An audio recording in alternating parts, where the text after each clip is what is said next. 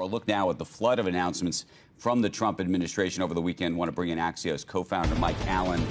I don't even know where to start, Mike. I don't know if you want to start. Let's start with tariffs, and then let's maybe go into the Treasury, Doge, Elon Musk ecosystem. But in terms of the tariff piece of this, how surprised should we be or not? And I ask because the president, during the campaign, said over and over again this was going to happen. Having said that, we had lots of people come on our set and say, oh, it's just a bluff. It's just a negotiating tactic. However, I think he would say it is a negotiating tactic, but the only way to negotiate is to put the tariffs on. 100%. I agree with your squaring of those. Those are not mutually exclusive. Andrew, just to step back, that list you gave is just basically the last 24 hours. There have been 300 some hours of this administration as we start week 3 today. But you're totally right that there's lots of people very close to the president who think that this is the beginning of a negotiation. They see the tariffs as a club to get concessions. So that's exactly your point, that you have to do it. And it's just like Greenland saw that what people at first think the president is quipping or positioning or trolling quickly becomes very real. At the top of Axios AM this morning, we spell out all the times that President Trump now, including re-upping yesterday, talking about Canada as a 51st state, something that began as a dinner time. What people thought was him trolling Prime Minister Trudeau at his dinner table at Mar-a-Lago. He keeps saying it. You got to listen. The question I'd ask you, though, before we get into the Doge and Elon of it all, is politically, and we were talking about avocados, and I know it sounds sort of trite when we're talking about, you know, your homes, what's going to happen at people's Super Bowl party or whatever.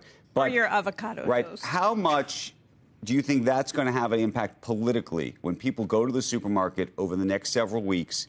And what kind of pressure will they bring to bear on the president and his ability to negotiate these things? Yeah, this audience knows better than anyone how responsive this president is to both his own popularity and the markets, which he takes as a proxy for his popularity. He's promised a golden age. Last night, if I look a little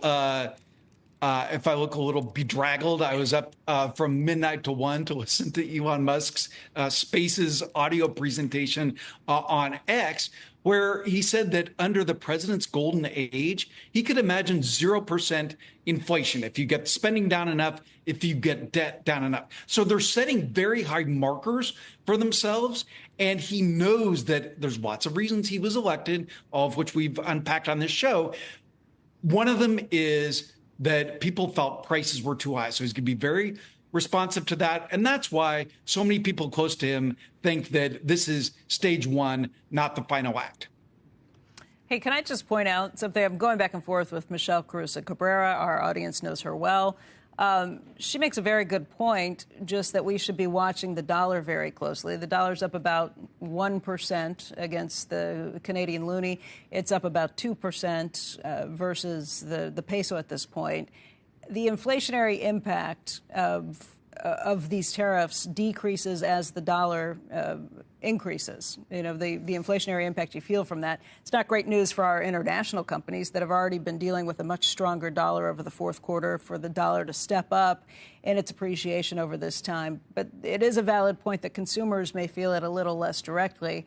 I would also say people like Doug McMillon, the CEO of Walmart, who were at the inauguration, look, it wouldn't surprise me if there was pressure from this administration to say, don't raise prices right now. Find a way to eat some of this so the consumer doesn't feel this instantly.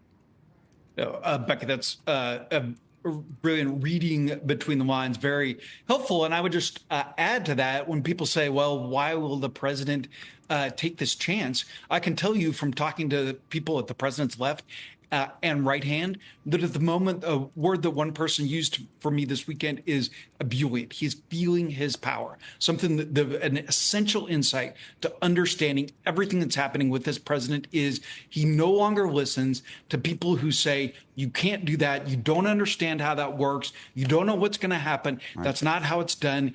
He does not listen. He no longer believes that. As he quipped to one person, he said, usually I hear that from senators. He believes, he knows his mandate. And this is super important. Elon Musk at his right hand telling him again and again, people voted for revolutionary change. And that's the list that Andrew gave at the top.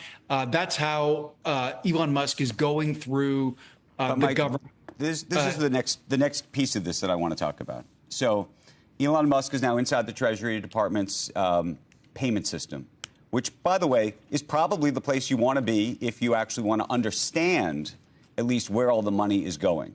There's a difference between trying to understand where all the money is going and then to decide, which payments you're toggling on and which payments you're toggling off. Historically, all of those payments were paid irrespective of whether they were good or bad because they were sent by the various agencies to be paid. And there was a view from a trust perspective that, if you were a payee of the U.S. government, you were getting that money. And that's true of whether you were not-for-profit or just about anybody else. And so my question to you is how you think this all plays out. Does he turn off these payments? Does he stop payment effectively to organizations that historically were getting money? What happens then? Do they sue the U.S. government and say, we have a contract or we have an arrangement or whatever it is to get that money? Does that then play out in court? Will the courts be able to turn those payments back on if, in fact, they were found to have been illegally or improperly turned off? I mean, and are they civil cases? What are we talking about here?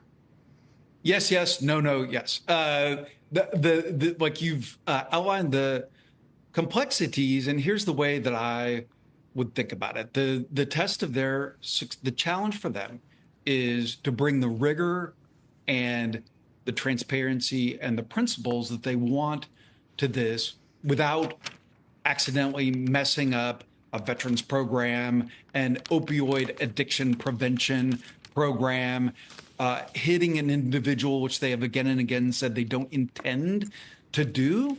And the reason that's going to be there's going to be collateral damage. It's just impossible for there not to be. I mean, I remember one of the things that Elon Musk did, and look, you could argue he was quite successful at doing it. He fired a whole bunch of people, if you remember, stopped payment to a lot of people. But by the way, then turned some payments back on. Then, by the way, rehired certain people afterwards. Right. With Twitter, now X, he basically took the approach, like anybody that I don't know I need, I'm going to get rid of, and then I can bring them back. And a lot of that's going on throughout the government. New York Times reporting this morning that around 1 a.m., USAID, Agency for International Development, workers got an email saying work from home today. That's a first for this crowd. But then a staff meeting tomorrow, and they expect big reductions. We're going to see that in department after department. Listening to Elon Musk last night on his Spaces at midnight, which, by the way, he says he's going to do weekly. Very interesting. Own the next day's conversation. He is feeling both empowered and zero doubt that he knows that he is able to pull these things off. He said the president had told him that they could shut down USAID, probably fold some of the functions into the State Department. The president last night saying a final decision hasn't been made, but Elon Musk is winning again and again.